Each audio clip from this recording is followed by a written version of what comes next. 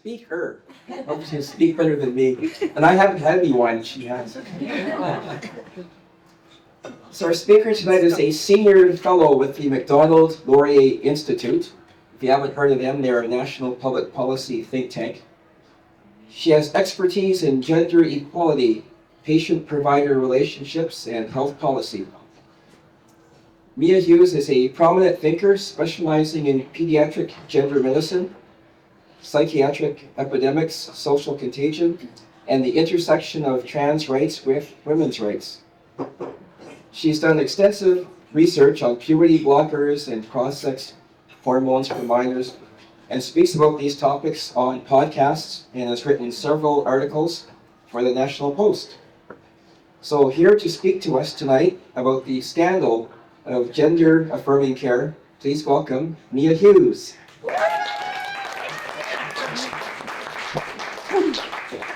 How's my sound? Okay. Okay. Thank you all for coming. So I'll start by introducing myself and how I ended up standing here today. My story is a strange one in that I was minding my own business, homeschooling my 3 children. I was a good progressive lefty, a little bit woke, which is very embarrassing. And on December 19th, 2019, J.K. Rowling tweeted, and it was a tweet in support of a tax consultant called Maya Forstater in England who had lost her job because she said men are not women or something like that. J.K. Rowling was really upset that she had lost her employment tribunal case. The judge actually ruled in that case that Maya's views were not worthy of respect in a democratic society, which was completely insane, of course. She just said men are not women. So J.K. Rowling tweeted, and I read the tweet and I agreed with all of it. And then I saw hundreds of thousands of people losing their minds, calling her a transphobe, calling her a TERF, saying she was evil. And it was truly on that day that I realized, oh my God, I'm a TERF. I realized I was one of those evil transphobes that they were always talking about. And I realized that what makes you an evil transphobe is believing that men are not women. And what makes you an evil transphobe is believing that there's no such thing as a lesbian with a penis. And so I started digging in because it was just so completely absurd, clownish, stupid, kind of sort of funny. Male lesbians with penises. It seemed kind of funny at first. It is like a bad 1970s homophobic joke, right? The male lesbian, but actually it's not funny at all. And then it wasn't long after that I realized what was happening to children. I realized that children were being taught that they could be born in the wrong body. They were being taught that they could choose whether they were boys or girls. And I found out that in pediatric gender clinics, adolescents were having their puberty blocked with experimental drugs. They were being pumped full of wrong sex hormones that were irreversible. Teenage girls were having their breasts cut off, their healthy breasts cut off, and then it became far less funny. It was not funny at all. It became very serious. And that's when my life changed forever, because I just fixated on this. I couldn't understand how this could be happening. How such a terrible crime could be occurring, not just in plain sight, but people were marching in the streets celebrating it. People were marching in the streets demanding that it continue, and they were persecuting the people who said that it was the wrong thing to do. And so I was fascinated by it. I just started reading about it. I honestly had probably 4 Twitter followers, and I think 3 were probably bots, and I just started reading and writing about it on Twitter, and my account grew really quickly. I'm still homeschooling my kids, I'm just still minding my own business, but I have a tiny Twitter account. My account grew really quickly. I got a job with Post Millennial. And then Michael Schellenberger offered me a job, and I went to write for Michael Schellenberger. Shortly after that, he was given a stack of documents that are now known as the WPATH files, which is they were leaked internal communications from the World Professional Association for Transgender Health, which I'll be talking about a lot more later. But if you want to understand this medical scandal, you must understand WPATH. This is the group that sits at the very core of it. So Michael and I released WPATH files, and then from there, I just, at some point, the opportunity with Michael was great, but I just needed to focus on Canada. It was difficult to be writing about American issues or to be writing about the international issue, and so I decided to focus on Canada, which is when I moved over to the Macdonald-Laurier Institute, and I'm also the director of GenSpect Canada. GenSpect is an organisation that advocates for a non-medical approach to gender-related issues. So that's me. That's my story in a nutshell. So to the scandal. I believe that we are currently witnessing the worst medical scandal in history. I know people think lobotomies or, I don't know, Tuskegee or something, but none of them rival this one. None of them come even close to what we are all witness to today. And that is the scandal of gender-affirming care. People get upset when I say gender-affirming care because it's not, it's euphemistic. It hides something very dark. But I like to use it because I want people to associate it with something very dark. I want people to hear gender-affirming care and think, oh, it's something evil, it's something horrible. So this is the scandal of gender-affirming care, as I see it. Doctors are inducing endocrine disorders into healthy adolescents using experimental drugs that have no evidence to support them, have no long-term safety evidence. They have long-term health risks, we know that. And the young people, they're suffering all kinds of detrimental health effects. Weakened bones, we know that. The kids put on puberty blockers, they're frozen in time, it weakens their bones, but it also freezes them cognitively, so they don't develop, they don't mature, and they don't settle into their identities, which means it locks in their so-called transgender identity. But they're also, as soon as they take puberty blockers, and then almost all of them go onto cross-sex hormones, which are irreversible and come with severe long-term health risks.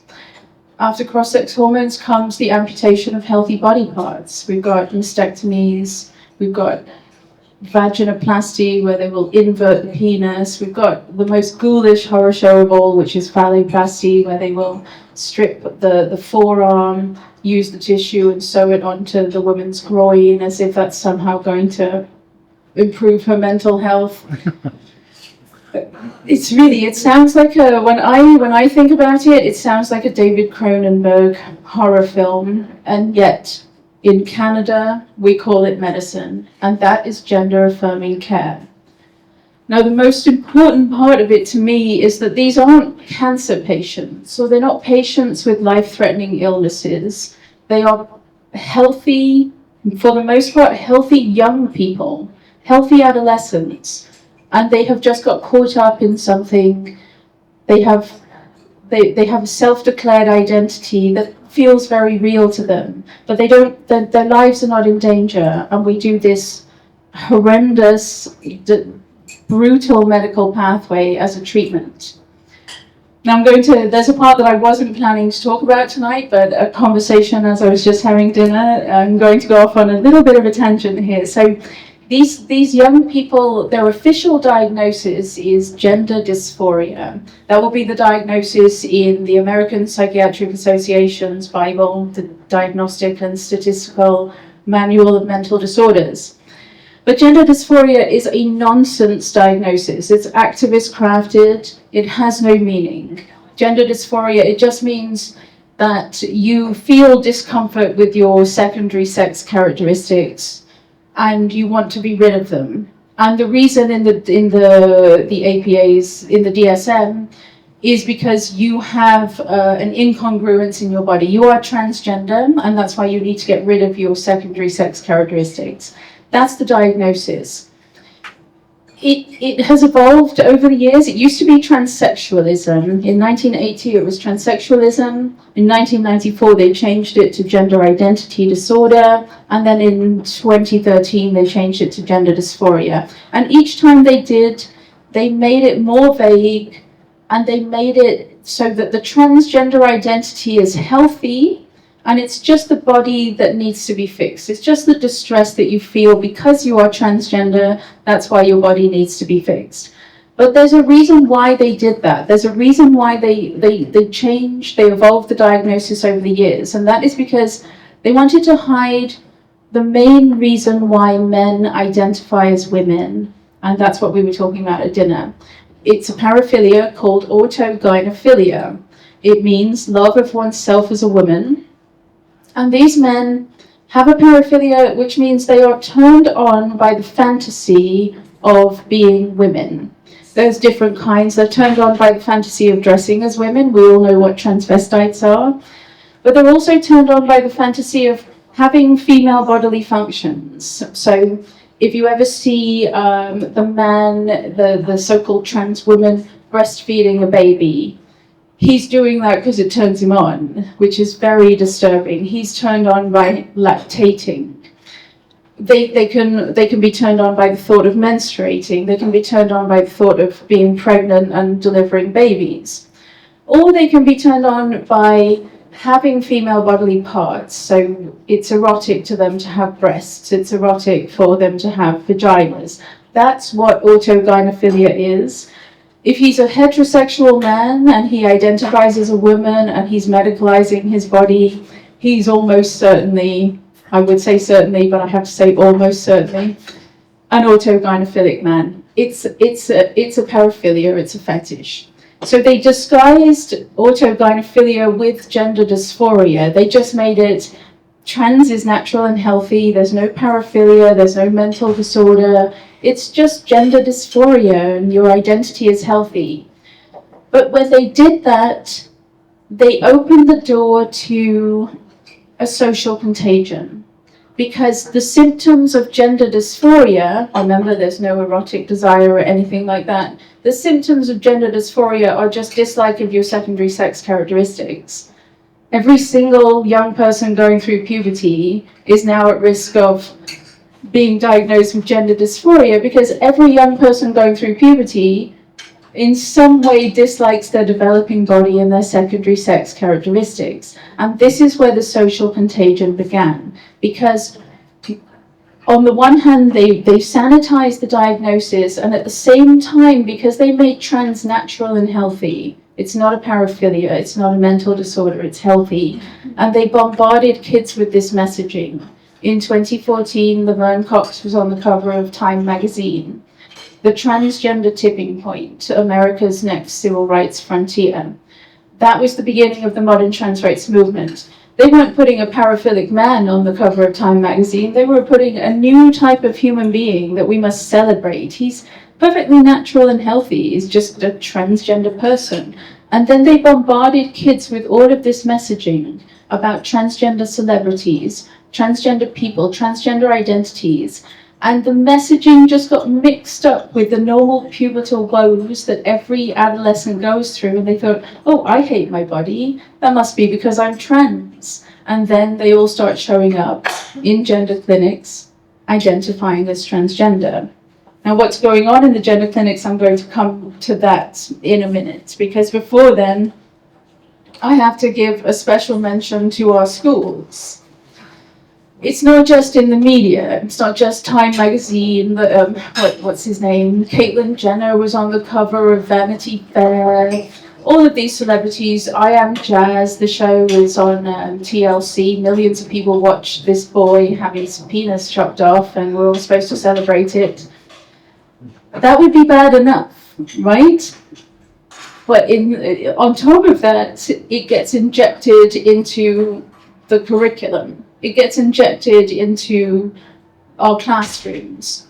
So the children as young as kindergarten, but we're talking kindergarten all the way through high school, they're now being bombarded with this new kind of human being, this new identity. You can all possess a gender identity. You can choose whether you're a boy or a girl.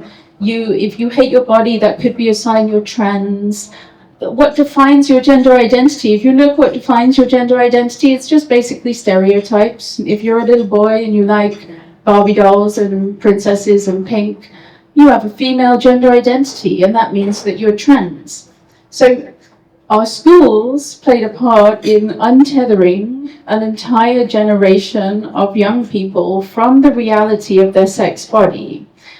And I always refer to it as flat earth level pseudoscience, but I actually have come to realize that that's unfair to flat earthers, because you teach, no flat earther is saying you've got to chop body parts off a teenager. Like, if you believe the earth is flat, you don't have to cut the healthy breasts off a 16-year-old. So this is much, much worse than flat earth mentality. Sorry if there's any flat earthers here. So our schools, who should have known better, because these are the people we trust with our children, just poisoned the minds of a generation. And then they end up at the gender clinic. Now, I don't even know where, sometimes I don't even know where to begin when I'm talking about the scandal of what's going on in gender clinics. And I think the best place to start is WPATH, that I was talking about at the beginning. So, again, the World Professional Association for Transgender Health. It sounds really professional, doesn't it? It sounds legitimate. It sounds respectable. It is not. It is honestly a trans activist group masquerading as a medical association with fanatics who are armed with syringes and scalpels, who, on an ideological quest, set the standards of care for an entire field of medicine, and a field of medicine that says you must sterilize healthy children, you must chop healthy body parts off, you must pump them full of hormones that destroy their endocrine system. This group is unbelievably fraudulent, and I'm going to try and do it justice in the short time that I have. Let me follow. How long do I have? Oh, goodness. Right. First of all, the WPATH files that Michael Schellenberger and I released, they just showed, it was internal communications, and it shows a whole bunch of fanatics. There's no science to it. They don't know what they're doing. They're not basing any of their decisions on evidence. They are guided by ideology. They know that they're causing harm. They talk about the harm of these young people, these young teenage girls they're on testosterone and they've got vaginal atrophy to the point that they end up in the emergency room because they're bleeding and they have pain. They're talking about customized mastectomy scars for young women who think that they're non-binary. And they're also talking about, a really crucial part is they talk about how they know that these kids can't consent. They say one of the members, who is Canadian, he's at BC Children's Hospital, Daniel Metzger, he says talking to a 14-year-old about fertility preservation is like talking to a blank wall. He says they'll be like, ooh, baby's gross. Which is really personal to me, because when I was 14, I would have said the same thing. All the way up till I was probably 28, 29, I pretty much would have said the same thing. And then when I turned 30, it was like somebody flipped a switch inside me and I needed to have a baby right away. I had 3 children. I turned into a homeschooling, co-sleeping, breastfeeding, stay-at-home mother. People change, and these WPATH members know that they're robbing the young people of this chance. They know that the kids don't understand. They know that they can't consent. And yet still they do it. So there's a few things to say about WPATH. In 2024, a landmark report was released in England, the Cass report. This was a 4-year investigation into the Tavistock Gender Clinic in London. A huge scandal. The clinic has closed down because of the Cass report. There was one part in the Cass report about WPATH that was really important. They found that WPATH, when they made their standards of care, this is what the entire field of gender medicine follows. They made their standards of care 6 in 2001, and it was based on no evidence. They made their standards of care 7 in 2012, and it was also based on no evidence. And the Endocrine Society created guidelines based on those, also based on no evidence. but they have a little web where they're citing each other, and it gives it legitimacy. It creates the illusion of consensus. And then from 2012 onwards, every major medical association around the world then cited WPATH Standards of Care 7. But that was based on no evidence, which was based on another one with no evidence and another one with no evidence. So you have this enormous tangled web. Everybody is citing each other. It looks legitimate, but in the center, there's no evidence. So when if you read the Canadian mainstream media, which can't imagine why you would, but if you do, you'll often read the statement, all the major medical associations support gender-affirming care for teenagers. You often see that. That's in the mainstream media. What they are talking about is what I just described. A tangled web of circular citations based on no evidence. They fabricated the whole thing, and that's WPATH that did it. They also, so when they made their Standards of Care 8 in 2022, they had grand plans that they were going to base these ones on evidence. They thought they could have evidence, so they commissioned systematic reviews from Johns Hopkins, a whole stack of them. And then the reviews start to come in and there's no evidence. What a shock. It's a recurring theme. There's no evidence. So WPATH are like, okay, we're going to bury those reviews, pretend that we didn't commission. We'll just bury them. They show no evidence. And then they publish their document as if the reviews had shown evidence. Outright fraud. Just outright fraud. Every single Canadian gender clinic follows WPATH Standards of Care 8. The document that is completely fraudulent and based on no evidence. So there's even more to what can I call it? The corruption, I suppose. The American Academy of Pediatrics produced its own fraudulent statement where they took an entire body of literature on adult homosexuality and they applied it to gender identity in children. It has no relevance whatsoever, but they just based their entire policy statement on irrelevant literature. And then the Canadian Pediatric Society, that's who they follow. The individual that I was talking about, Daniel Metzger from BC Children's Hospital, the one who says it's like talking to a blank wall, he co-authored the Canadian Pediatric Society's position statement. He's one of the leading pediatric endocrinologists in Canada. What do I do? Time? God, it goes by quickly, huh? Finish all your points. Okay. No, I can zip through. Now, okay, systematic reviews. You've probably heard this. There are now stacks. I don't think I could even name. There are stacks of systematic reviews, which is a very specific, it's evidence-based medicine. You take all of the evidence for a treatment, you amass it all together, and then you grade it. That's called a systematic review. It is the gold standard in evidence-based medicine. There are stacks and stacks of systematic reviews from Sweden, Finland, England. Canada has done one. I will touch on that later.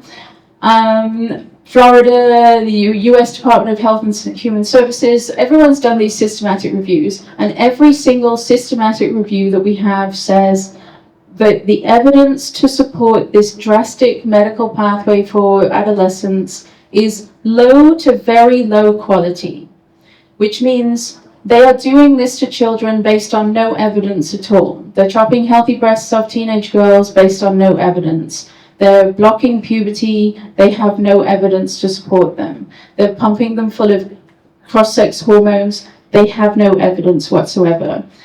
But I'm getting a bit tired, to be honest, of the systematic reviews. They keep coming out. A new systematic review, and wow, what a shock, it shows no evidence. It's like, how many more times can we keep looking at the same garbage junk science and concluding that it's garbage junk science? Hopefully we're done with that, but you never know. There's probably another one on the way. So in Canada, as I said, from coast to coast, we follow WPATH, except Alberta, and I'm not really sure what's going on in Alberta in the adult clinics. I suspect they are still following WPATH Standards of Care.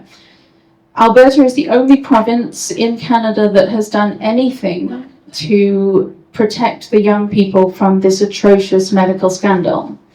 And what has happened with that is Egal Canada, which is a group that supposedly, what do they call themselves? I think it's 2S LGBTQ something. Like they say that they're fighting for these young people. They say that they're fighting to protect them. But what they're actually doing is they are fighting against the only province that has made any effort to protect these young people. I'm not sure what's going to happen with the Alberta legislation, but I did have a very interesting interaction with Dr. Gordon Guyat of McMaster University. So he's the man who invented evidence-based medicine, and he recently came out in support of Egal. He signed a statement in support of Egal, in support of their legal challenge against Danielle Smith's ban. And so he came on my podcast, and I interviewed him, and I asked him why he was supporting this, why he said that this was medically necessary when I didn't believe that he could possibly think that.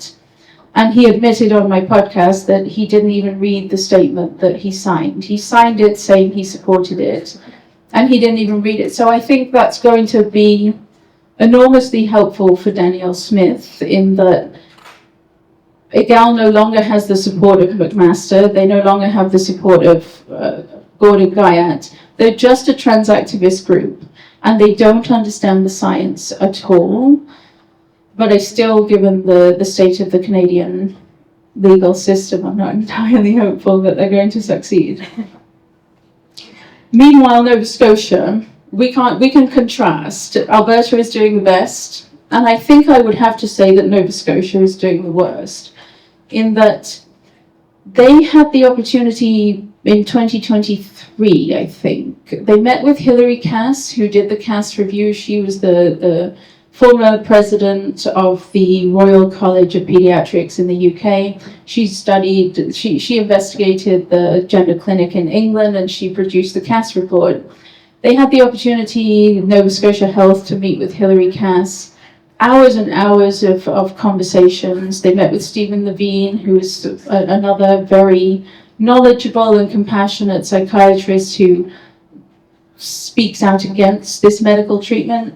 They spent hours with these people listening, and then at the end of it, they decided to go with WPATH, follow WPATH standards of care, and now they're proudly opening new gender clinics, pediatric gender clinics in rural parts of Nova Scotia, so that more young people can be sucked into this medical scandal. More young people can be put on this medical pathway for which there is no evidence.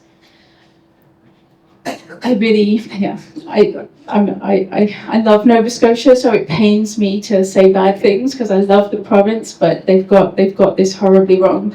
Weren't they confirmed recently as doing genital surgeries on minor boys? I'm confused by the numbers because I don't think we could separate it from, it was under 19, was it not? And so for me, you see, a lot of people, before I close, a lot of people talk about what a scandal it is for doctors to do this to young people, to minors, to children or adolescents. And that's true. I agree with that. But to me, it's all a scandal. If you're 18, if they chop the penis off an 18-year-old, yes, that's a crime. But if they chop the penis off a 21-year-old, that's also a crime. If he's 25, it's still a crime. Because to me, none of it's medicine. If you go for the ghoulish horror show of phalloplasty, if you create an arm flesh appendage, if you strip a mentally ill woman's forearm and you fashion it into something that looks like a penis and sew it onto her groin, I heard about a 70-year-old woman who had that done recently. That is still a crime. It doesn't matter how old they are. It's not medicine. And so therefore, I'm all for protecting children, but I'm actually all for protecting vulnerable adults as well. And I think if you want that done to your body, you are by definition a vulnerable adult. Something has happened in your life that has led you to this place where you want to have an arm flesh appendage sewn onto your groin, and somebody needs to help you. they don't need to perform that surgery on you.